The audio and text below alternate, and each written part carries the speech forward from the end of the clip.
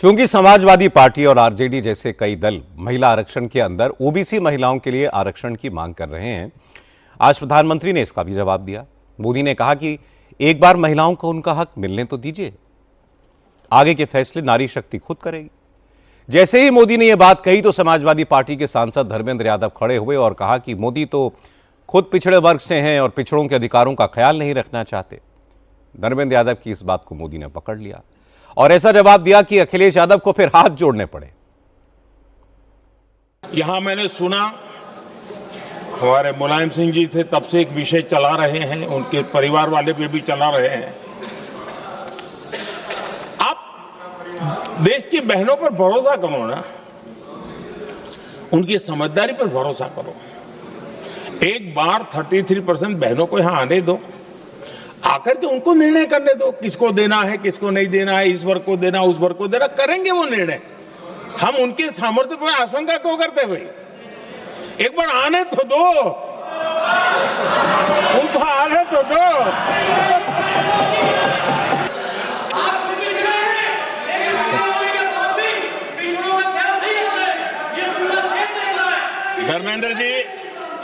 धर्मेंद्र जी मैं आपका बहुत आभारी हूं कि आपने मेरी पहचान करा दी।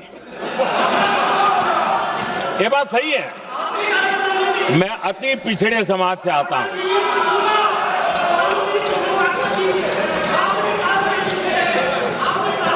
धर्मेंद्र जी, मैं आपका बहुत आभारी हूं और अखिलेश जी मेरे मित्र हैं तो कभी कभी मदद कर देते हैं।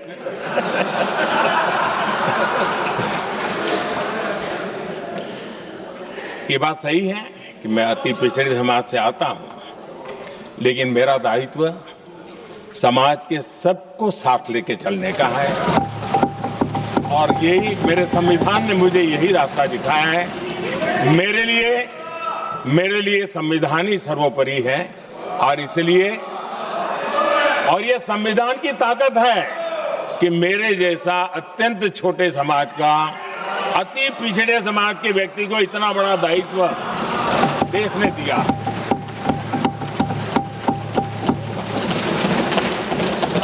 और इसलिए मैं तो देशवासियों का ऋणी हूं और मैं तो संविधान निर्माताओं का ऋणी हूं।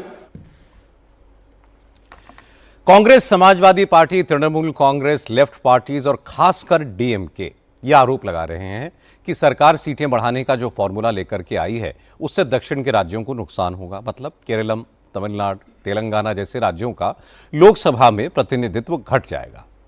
इस पर प्रधानमंत्री ने कहा कि संसद में बैठे लोग पूरे देश के बारे में सोचते हैं, संविधान ने हमें यही जिम्मेदारी दी है, लेकिन वो इस बात की गारंटी देना चाहते हैं उत्तर, दक्षिण, पूरब, पश्चिम किसी राज्य का कोई नुकसान नहीं होगा। प्रधानमंत्री ने कहा वो वादा करते हैं कि किसी राज्य के साथ कोई भेदभाव, अन्याय नहीं होगा। मैं एक बात जरूर कहना चाहूंगा, यहां बैठकर के हमें किसी को संविधान ने देश को टुकड़ों में सोचने का अधिकार ही नहीं दिया है। जो शपथ लेके हम बैठे हैं ना, हम सबको एक राष्ट्र के रूप में विचार करना हमारा दायित्व बना। चाहे कश्मीर हो या कन्याकुमारी, हम टुकड़ों में न सोच सकते हैं न टुकड़ों में हम निर्णय कर सकते हैं। और इसलिए निराधार रूप में, जिसमें कोई सच्चाई नहीं, रत्ती भर सच्चाई नहीं है, सिर्फ राजनीतिक लाभ लेने के लिए जो बवंडर खड़ा किया जा रहा है, मैं आज बड़ी जिम्मेवारी के साथ इस सदन में, इस पवित्र जगह से कहना चाहता हूं, चाहे दक्षिण हो, उत्तर हो, पूर्व हो, पश्चिम हो, छोटे राज्य हो, बड़े राज्य हो, मैं आज एक जिम्मेवारी से कहना चाहता हूं कि निर्णय प्रक्रिया किसी के साथ भी भेदभाव नहीं करेगी। ये निर्णय प्रक्रिया किसी के साथ अन्याय नहीं करेगी।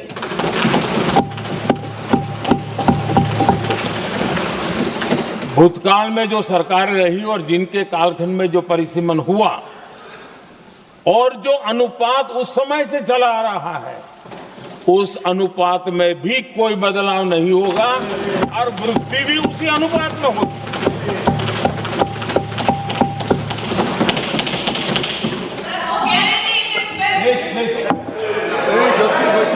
अगर गारंटी शब्द चाहिए तो मैं गारंटी शब्द उपयोग करता हूं।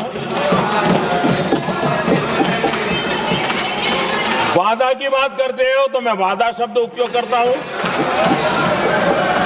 अगर तमिल में कोई अच्छा शब्द हो तो वो भी मैं बोलने के लिए तैयार हूं। क्योंकि जब नियत साफ है तो फिर शब्दों का खेल करने की हमें जरूरत नहीं है जी।